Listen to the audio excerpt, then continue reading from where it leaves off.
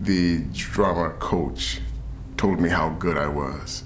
My football coach came to me and told me how good I was. He gave me a big bear hug, and there was all this accolade and all this applause, and felt good. And I got bit by the bug. I stood in the middle of the stage and I was like, oh dear, I can't go, my house might burn down. And everyone started cracking up and I'm like, oh my God, this is the coolest thing in the world. My dad took me to a Broadway play. We were sitting in the theater, it was really dark, and all of a sudden the curtain goes up and these actors come out on stage, and I just got swept away by the whole thing. Hollywood, a place where dreams come true. Every year, thousands of people come here to reinvent themselves. They come here seeking wealth. They come here seeking fame. We invited a group of actors to tell us about their experiences as they pursue their passion for performing and their dream of being discovered in Hollywood.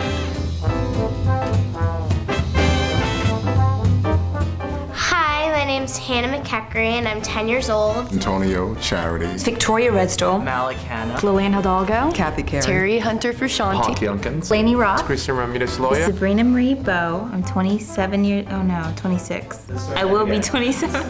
Jesslyn Desmond. Donnie Meacham. Deanie Cassiver. Mercer. Marika Sweeney. Regina Pickett. My name is Ralph Goen, and I'm 70 years old.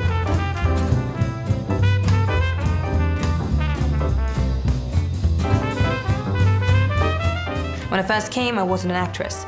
I wanted to be one, thought I'd fall off the plane and be a star, and didn't realize that, one, I have to be legal in the country, and two, I had to go to acting school.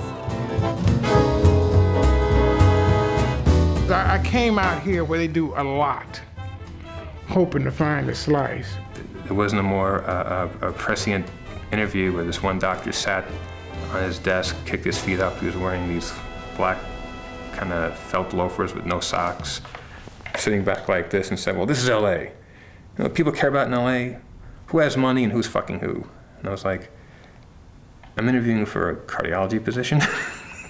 I moved to LA from Boston, and it was just the classic story. I came out here with $400 and a guitar. And I had auditioned for American Idol and was horrible. And my grandmother finally looked at me and she was like, Deanie, you don't belong here. Here's a check for $20,000.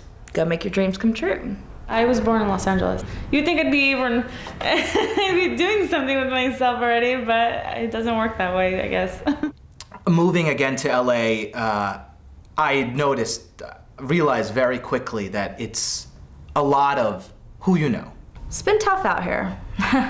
I was just resigning my commission from the Navy, and I decided this was my next step. I was used to traveling, picking up and traveling and moving around. So from Puerto Rico, almost 3,000 miles away, packed up everything, moved here, not knowing a soul, and basically set up camp. I went to Ralph. Everybody asked me, how are you? How are you doing? Like, fine. Like that. Why are they talking to me? Why do they ask? Why do they care? I came to Hollywood back in 1927. It was a new land. Actually, I came here. I was born not far from here, in Whittier, California. So it wasn't exactly a great journey to Hollywood. I just knew I had to go to LA to really do something. At the time, though, I remember I hated LA. I was like, LA sucks, the smog, you know? Because I was used to so many trees and the fresh air, and the bay and the food, and I didn't want to leave. But I had to, I knew, to expand and to, you know, grow as an actress. So I ended up here. The reason that I decided to make the trip here to Hollywood was my wife was very supportive of my efforts to do some acting, because she says I'm a ham at heart anyway. And it was her idea to make a motorhome trip out here to pursue my dream here in LA and try to really see if I had enough talent to you know, get some work. About 2 weeks before we were supposed to leave, she was diagnosed with lymphoma, so we postponed the trip. and I don't know if she had a stroke or what, but she couldn't talk. When I asked her if she could understand me, to blink once, and she said, and she blinked for yes once, and told her I loved her, and I said, do you understand me? And she blinked again, and then she's gone. So I had promised my wife that I would bring her ashes out to California, and so I strapped her in the passenger seat. We started off on our trip. Then we ended up having a lot of family and friends at a restaurant down in Huntington Beach, and then we went at sunset over into a bridge, and we dropped her in the ocean, and we'll never forget that. It was a very moving experience for all of us. Since then, got enough work that I finally became SAG eligible, and a couple of small roles in independent films that paid. When I was notified I got booked for that music video, I could kind of feel her smiling at me.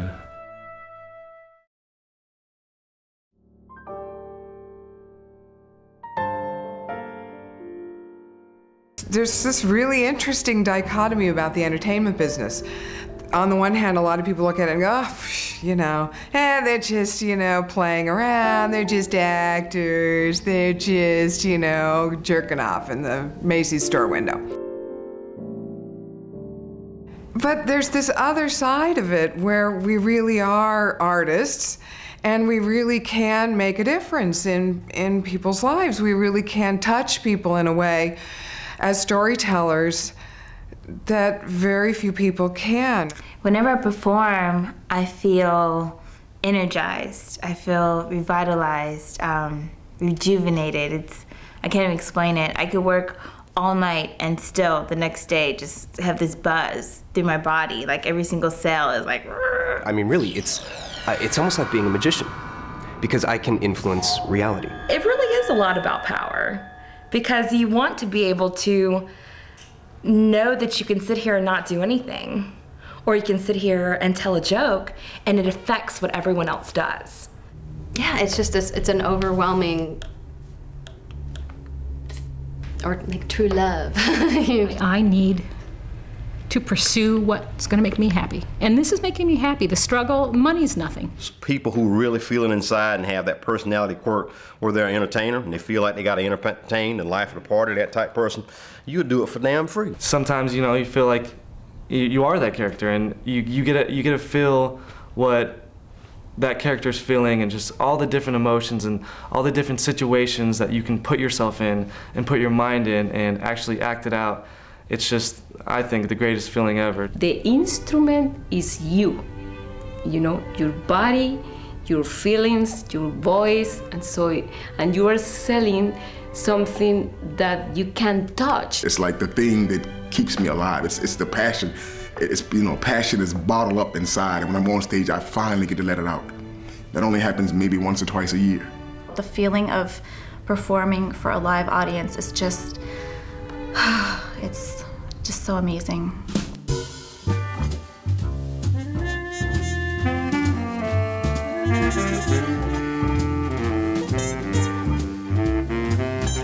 My dream role. I would love to do an action film, you know, kind of like Pam Grier or Angelina Jolie, where I'm like sexy but still like kicking butt, you know what I mean? I like comedy. I love making people laugh. When I'm falling asleep and I'm accepting my multiple Academy Awards, meaning that I adapted the screenplay and I starred in it, there's a book that's called The Silent Partner. It's a period piece. I'd love a romantic lead. You know, I'm reaching for that. I would probably want to play Kevin Jonas' sister. That would be so awesome. I kind of look like him. Maybe the spy. I'd like to be like the strong role, like the Al Pacino type role. A blockbuster with Will Smith, and maybe if I just get to say hi and then I become SAG and then it turns into a multi-million-dollar deal. I would like to shave my head, you know, be a lesbian, do everything that I'm actually not. And what I want to do now, here's what I want to do. I want to live the life and do documentaries and do the show, host the show, be in the prison, meet the killer, interview the killer's family, anything. Send me in. I know how to do it. So I'm talking differently because now my heart rate's gone way high because that's my calling. I'm shaking. I'm so excited that this is my calling.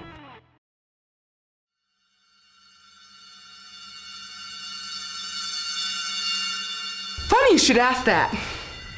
My horror story. Let's see, when was it? Friday? I had an audition. It really wasn't pretty. It was more of a disaster. And I picked the song Dream Girls. And I said, can you play it? Can you take it down? He said, no. If you have the sheet music, then we have to play it in this key.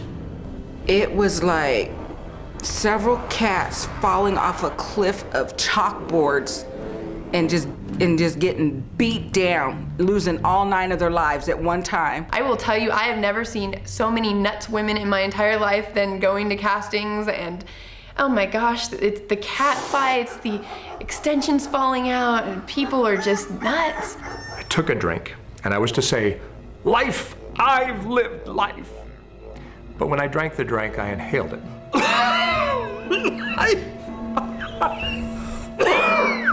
I've lived. My team leader started yelling at us and telling us that the strikers were coming towards us and that we had to hide in this break room, and so we all ran into there, and it was just so funny seeing seeing Mickey Mouse and Minnie and just everybody running as fast as they could, the princess tripping on their skirts and the prince trying to catch back up. It was the most amazing, exciting moment in my life. Hello everybody, my name is Christian Ramirez, and I found this wallet, and I'm from Mexico, and I see that there's nothing in there, and I get a little bit surprised with it because there's something not too common these days. Cut. Back to one. Back to one. Let's think through real quick. Stand by everybody, we're going back to one. We're shooting for rehearsal. We need the effects guys in here. I was like in the middle of my monologue and I just forgot it in this deep, dramatic monologue. And you're like, everyone had like full clothes on pretty much, and they decided to have me in this little tube dress.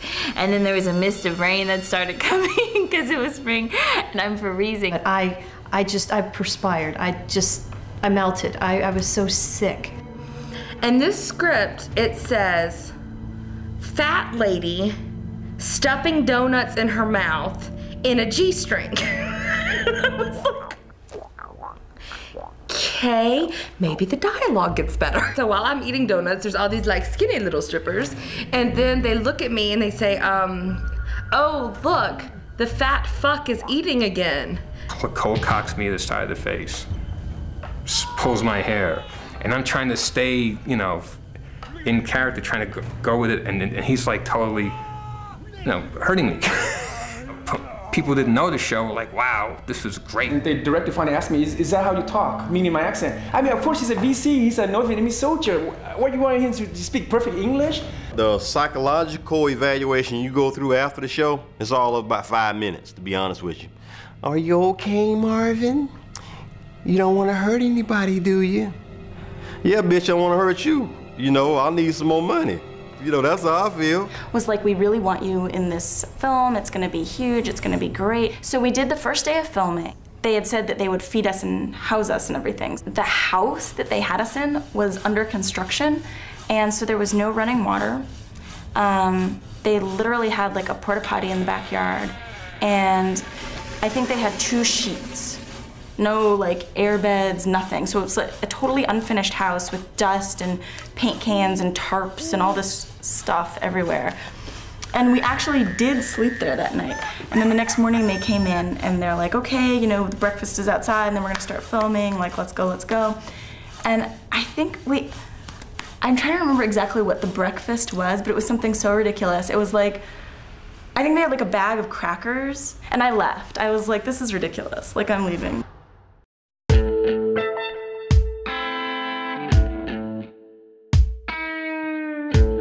Oh God, no. No, this is not even a little bit self-sustaining. I mean, I could go on and on and on and on. Ideally, that's what I like to do, be able to work as an actor and not have to have these day jobs. What they do is they patch your phones like into your apartment, so you don't even have to leave. And then if your phone gives that special ring, you know, you're in bed, you're ironing or whatever, and then, ooh, yeah. So then you just totally go into your phone sex thing. I work at a restaurant. I waitress and bartend part-time just to make the bills. But that's what you gotta do. Like, I need to have my days open so I can go to auditions. So this is my jacket. I also do costumes as well. This is a little wig I made out of trash. I work for a guy during the week where I just kind of like pay his bills, call the maid, do the laundry. The problem was I could never get over that hump where you're trying to work your survival job and, you know, and then get the acting job. Done tons of catering stuff. I have been at the point where I've had to take toilet paper out of the, you know, gas station restroom just to have it. It was kind of strange, you know, going out and bussing these dishes past, like, you know, Zachary Ty Bryan or these other people that I used to hang out with, used to be in magazines with, you know, and I'm walking by with these dishes like, excuse me guys, you guys need anything? All right, cool. I do voiceover work online out of my own house for people around the world. But I need to survive, and to survive, some people, you know, they're doctors, some people are firemen, you know, and I fight for a living. I own an actual funeral home. Now I do private investigating, yeah, which it pays really well, but it takes up so much time that, you know, I feel like sometimes I'm behind a desk and I literally cry and break down because I think that I'm wasting my youth and my beauty behind this desk. I have walked dogs. I have a practice at Cedars-Sinai. I'm a cardiologist, actually. I work as a nurse on weekends, and I work night shift. I play cards for a living. What I do is I just sit there and watch for dealer mistakes, and I pay out the wins, I scoop in the losses. It's basically what I do. Here, I work at the North Face in Beverly Hills. I get little jobs here and there. I work part-time, you know, 1 day a week with just a couple clients as a hypnotherapist. When I came to this country, I had to do many things. I remember I worked making juices, and many people came in and recognized me. Are you crazy? What happened in Colombia? What happened with soap operas? You are my, I love you, many fans. And I was working in a store, in a little store, making juices. That was like, I basically am a glorified handyman. I fabricate, I build. Oh, of course, and I teach exercise. I have to work overnight as a security officer to help pay the bills. I have to keep my days open. Oh, so far, you know, acting and print modeling have been pretty sustaining for me. I've been able to support myself, which is really nice. I don't want to model the rest of my life. So one of my greatest jobs that I get to do is to be Wonder Woman on Hollywood Boulevard. You stand there in this amazing costume. She's an icon for all women, children, and men. It's great fun, and people love Wonder Woman, and it's so amazing to see that people talk to me as if I am Linda Carter.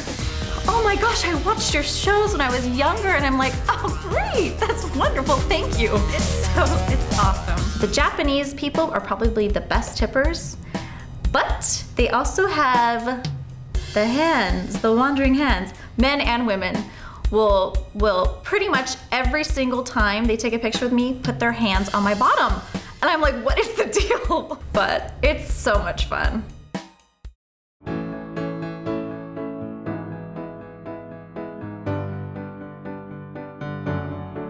My mother and father are amazing.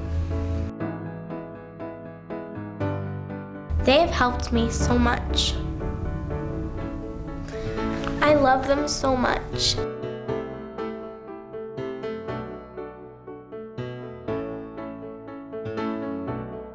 I couldn't do any of this without them.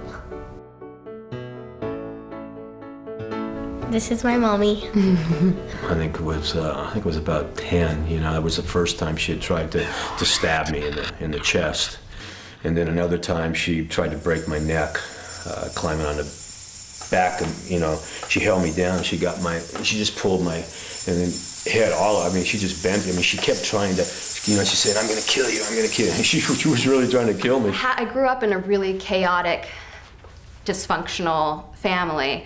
But the one thing we could all agree on was that Bill Murray was really funny. In the 7th grade, I built a helium laser, and I also played the lead in Fiddler on the Roof. And my parents didn't come to either one of them, because my father's like, what's this thing? You dressed for the yarmulke and the beard, and I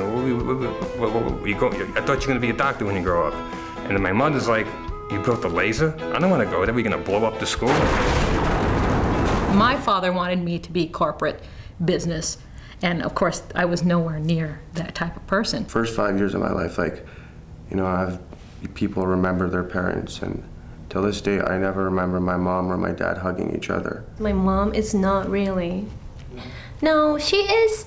I mean, she thinks she's supportive, but she's really, she doesn't really understand what the acting job is. So her thought was, oh my gosh, something's wrong with you. And Dad's thought was, well, you definitely can't be an actress because you can't cuss, you can't drink, you can't do any of those things. And I'm like, well, I do all of those. So I called my parents up, who are very strict, conservative accountants and business teachers. And I said, Mom and Dad, I have some good news and I have some bad news. Which one would you like to hear first? And they said, let's hear the good news first. I said, well, I decided not to move to New York City when I graduate. And they're like, oh, that's so great. You finally are thinking logically. We're so happy. You know, that's just really smart of you. And I said, okay, well, do you want to hear the bad news? And I said, I decided to move to Los Angeles instead. And this is what I heard. My dad was ashamed. You know, oh, what's Peter doing? Oh, well, you know, he's kind of, he would always try to change the subject. My family does not know about my lifestyle choices out here. I think I'm more worried about it than they're worried about it, because I definitely think they know. I mean, it's kind of hard. I don't know, I wouldn't say kind of hard not to know, but. I had to be the ugly, funny kid because I was a little bit overweight, and my way of getting attention was kind of like acting out. And if I would see a movie, I think, oh gosh, we saw a movie that had an android in it, so I would pretend that I was the android and my sister would not hang out with me. And everybody thought that Tammy's gonna be the model, and Tammy's gonna do this because she's so tall and beautiful and gorgeous. And I would sit in my room and I would just think, well, I should be able to be gorgeous too. I became interested in acting before I even remember, because my mother tells me this story. She said, Tamara, when you used to watch television, she said you would jump up and down and cry in the living room, Mommy, Mommy, please take me to Hollywood. So every time we would leave the house, I thought I was auditioning for something. Never mind that there's not a highway that even goes to this town, but like I would go into, my mom always tells the embarrassing story that I was 3 and I would fling open the door to McDonald's and be like, nobody does it like McDonald's can. My grandpa right now is definitely an inspiration for me, because when I see how hard he works, and definitely motivates me 100%. Like, he showed me a couple movies he did. I was like, that's pretty cool. That's really cool, actually. Never thought though that that's what he wanted to be when he grew up, you know, like. And then when he moved out here, and that's what he's doing for money, for everything. You know, he's retired, but you know, money doesn't last forever, and he's working harder than me, and I work hard. And I'm just like, dang, Grandpa, like, so much motivation. Definitely built our relationship really well, and it's so awesome. I can't wait to do a movie with him.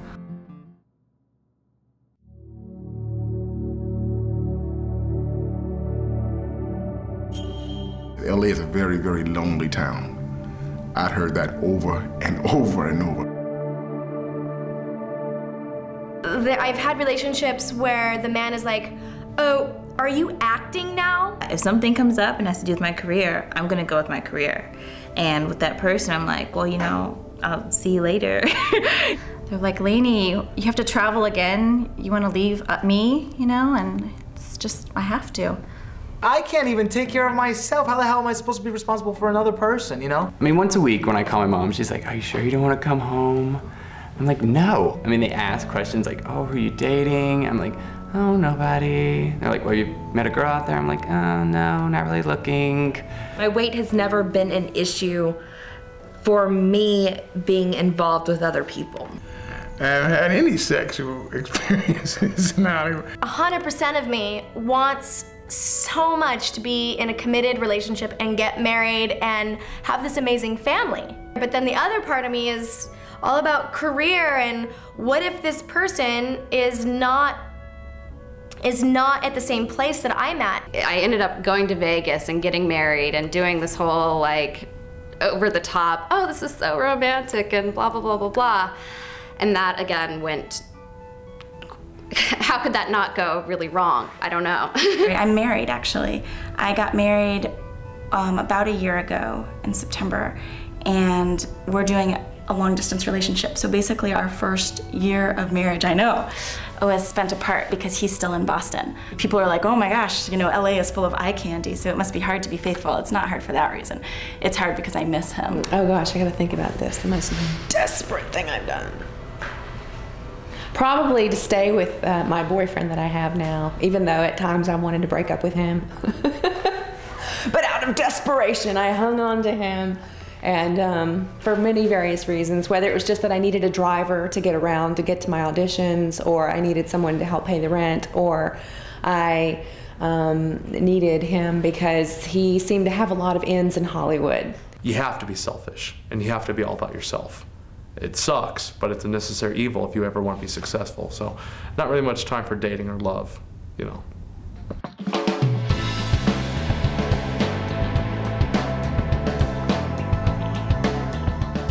My parents both passed away, and my dad left me and my brother a big trust fund. So at a certain age, the money was available for me, and at that time I was like 21, and I had a lot of money. So I had a brand new car, I had all this money in my bank account. All I did the first year out here was party, and I got caught up in that Hollywood party scene. It was so bad, like, I didn't do anything except for blow money on alcohol, and I got caught up in drugs. It was really bad. It'd be a Hollywood party, and they say, how do people live, how do people work here? Or how do people, like, you know, because it seemed like everybody I met was trying to do something, or about to do something, or waiting to do something, but yet everybody was creatively unemployed and hung out in parties and with big pools, and where nobody knew whose house it was. I was like, this is like surreal. I had like Woody Allen's view of LA. We were in a hot tub, and one of my friends was, I think he had taken like 42 Soma and 20 Percocet, and he was just completely drugged out of his mind. And I mean, we're sitting there in a hot tub. We just had a show, and he just sit there. Hawk, help me. I'm drowning. And I must have spent at least at least half of that money on partying. I partied it away, basically. But I thought I was cool, you know, I'm hanging out with like Paris Hilton, Brandon Davis, and all these cool Hollywood people, and, you know, Britney Spears and blah, blah, blah, you know. And you realize at the end of the day, it's not getting you anywhere, you know? You're just becoming one of those typical LA party girls.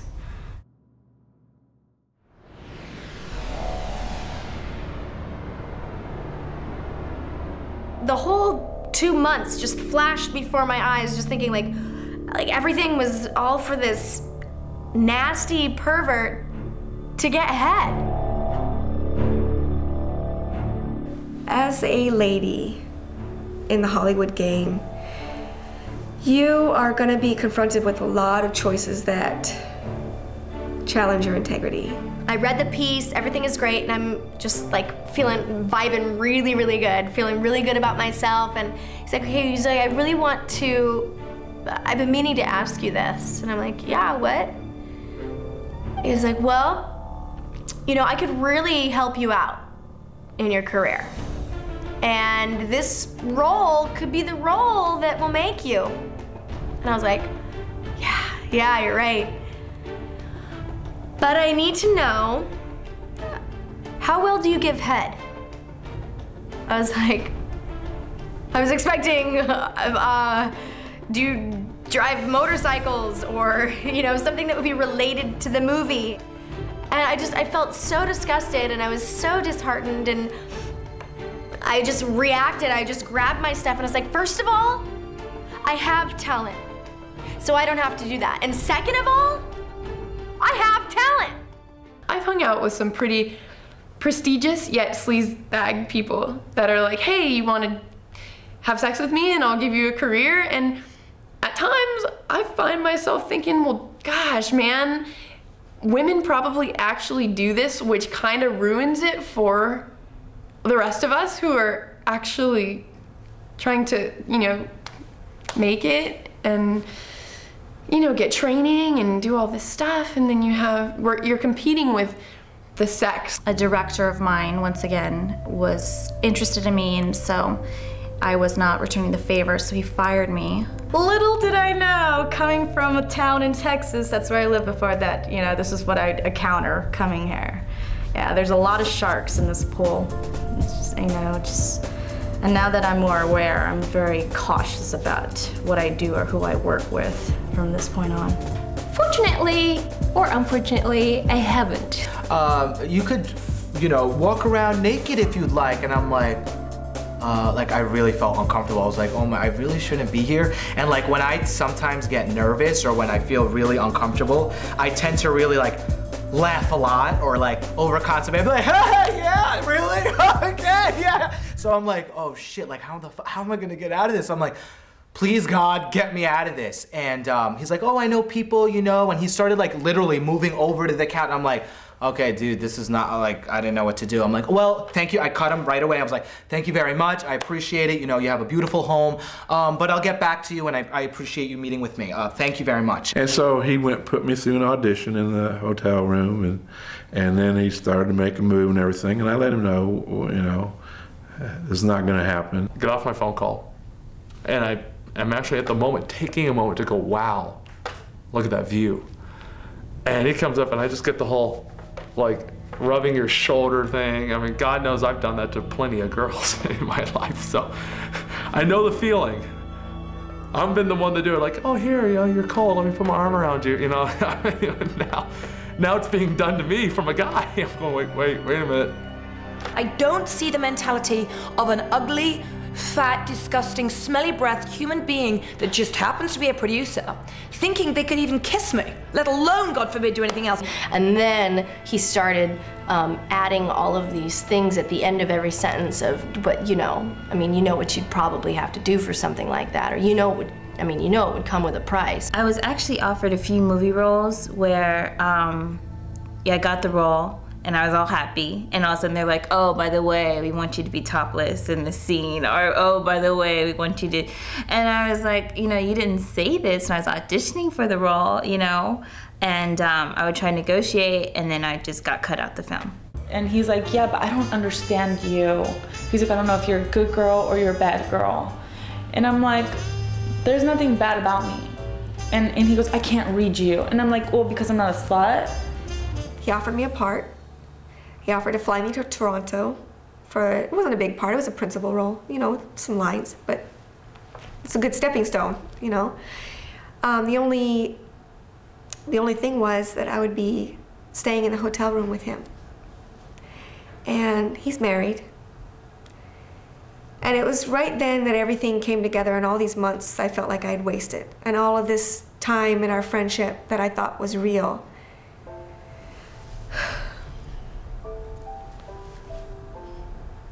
I still get kind of emotional because, you know, I'm a loyal person and I'm a sincere person, and when I extend to you my friendship, it's real. So when I realized all this time that all of these little promises were empty and they were all stringing me along, and they would only have manifested if I would agree to have been romantic with him. So of course I told him no. I could have easily said yes, and you know, I'd be a lot farther than I am now, and the role would have been a lot easier probably. But I just felt like, damn it, I still believe in myself, and I know you still do. It's just your ego will not let yourself help me because I'm not being romantic with you. So I guess the moral to that story is you can never rely on anybody. You know, you really have to do all the work yourself and continue on a continuous basis. You can never put your hopes in anybody, no matter how much you think you trust them. Because in the end, you're the only one who can make it happen.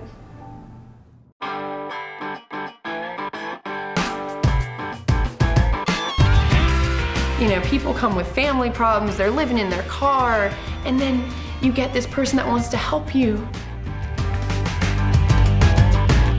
She was so amazed that she'd seen me and that I was the greatest performer. And she sat me down in her office and she said, let's pull out your credit cards and you're gonna write me a check, or, you know, we're gonna take the money from your credit cards to buy these pictures that are going to be amazing. Yeah, there's a lot of leeches out there. There's a lot of piranhas. So I'm thinking, wow, this lady's gonna change my life. All I have to do is give her $400, and then I'm looking 3 credit cards, and I'm thinking, why? I'm not gonna be able to buy gas to get home. You wanna believe that it could be true. You wanna believe that if you get these new headshots, bam, your life's gonna change. The way they make money is they make money off their signees and their actors and actresses. They're trying to sell headshots, trying to sell resumes, business cards, website stuff. I've lost count how many projects I've jumped on board, gung-ho, the person sold it to me. I spent time, I spent energy, maybe a little bit of money, and then it fizzles out. It comes to nothing. There was nothing there to begin with. You could quickly lose everything. I had a manager. We had huge falling out, huge. Big betrayal, stole a lot of money from me. That entire, like the new age nut job, whole group of people that live in this town sort of overlaps. That scammy, you know, pay us $700 and we'll represent you type. I had a manager who would say, you know, if you ask the universe for what you want, you can have absolutely anything. It is in the law of physics.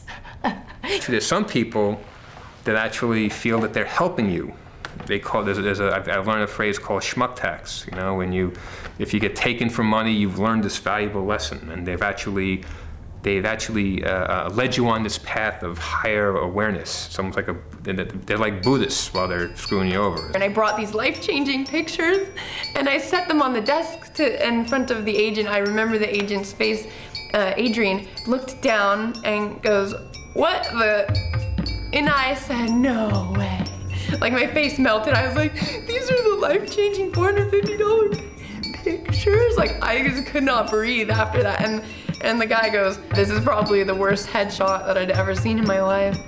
And I walked out and literally tore up the pictures on the street and cried.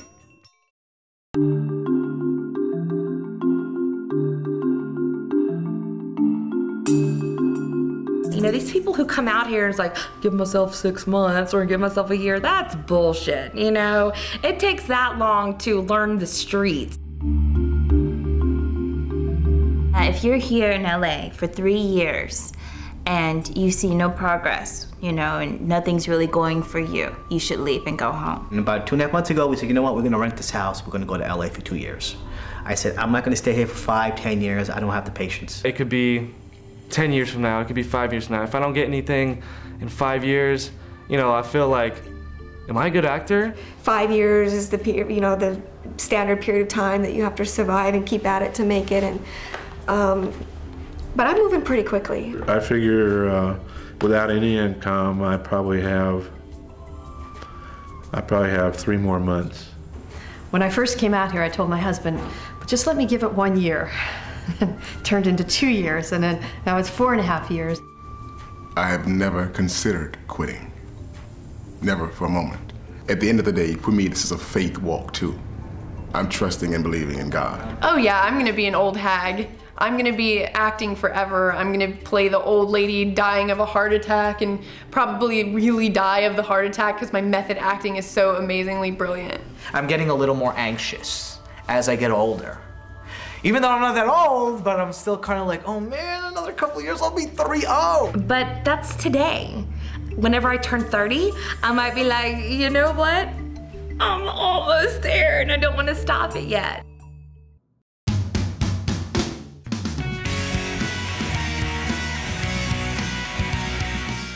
I will not let fear stop me from being who I was meant to be.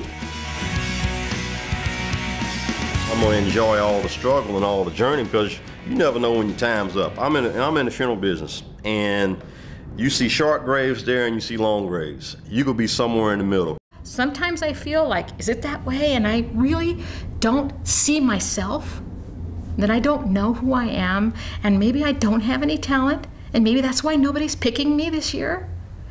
And maybe I should quit, and maybe I'm just fooling myself. And then I think, you know what? That's my dad. That's my past. I'm a grown-up.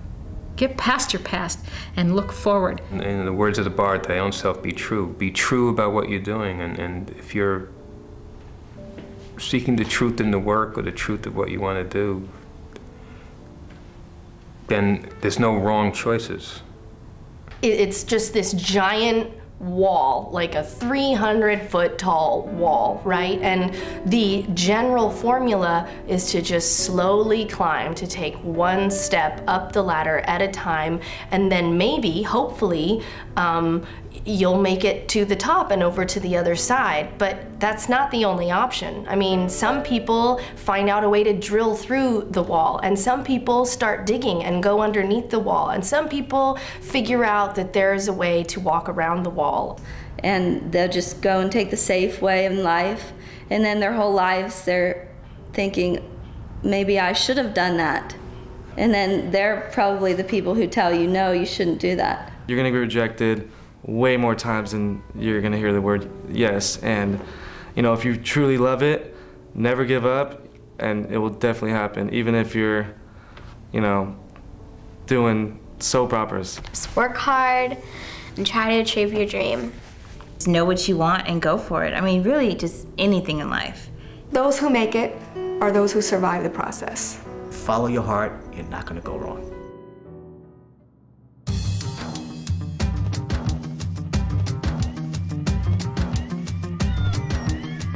Oh my word, how do people answer that? If I have to sum up my acting career in one word, it would be unreal. Just challenging. Fun. Diversified.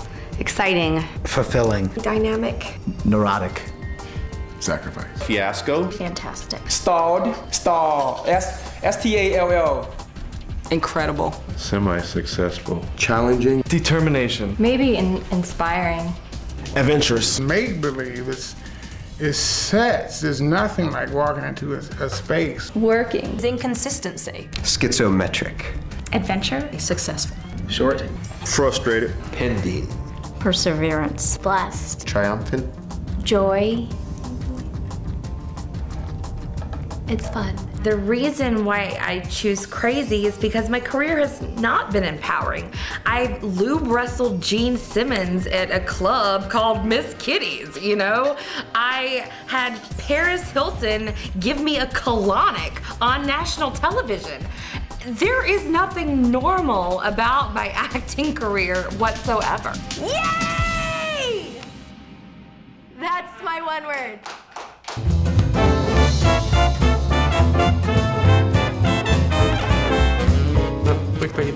Okay, that's what happened. It did not want to work. It's supposed to turn on fire. And when I got here, I went to the bathroom. I was sitting there waiting. Every 10 minutes, I'm going to the bathroom, peeing. I wish I did. It would help me sleep at night. I wouldn't drink every day. Oh my God, have you got that on camera? Traffic, there's people who get in the car and they're already upset. So I drive in rush hour traffic like this.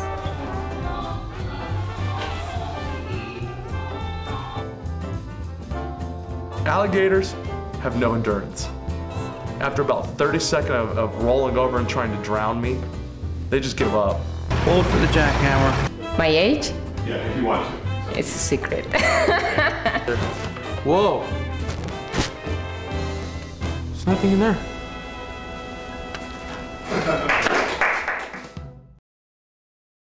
The word quadriplegic, because that's what I am, I'm quadriplegic. paralyzed from the shoulders down. And hey, I'm up here, mister. And anybody on the other side of the camera to realize what I have to offer. Do you need some more water? No, I'm good. And to see me as a funny guy, and that, you know, I do physical comedy with my chair. I do goofy stuff, and How long have you been in the chair, Jim? Since I was 14. 14. And what was I was an electronics geek, and that's pretty much what I plan to do with my life. And I was also, well, like 14-year-olds, I was reckless and had no fear of anything. So I was up on my friend's roof, putting up high voltage, or putting up an antenna, and didn't notice that right nearby was a high voltage electrical wire, the kind at the top of the telephone poles. And so I'm putting the antenna into the top of this tower. I'm about 5 feet away from the wire, and an arc of electricity jumps from the wire into the antenna. So I got electrocuted, and then the jolt threw me backwards off the tower, and I bounced off the roof, and somehow or another broke my neck in the fall. So obviously I can't use my hands, and couldn't. So it took several years, and went through a lot of soul searching and depression, and trying to come out of it, and learning how to overcome the demons that kind of live inside me.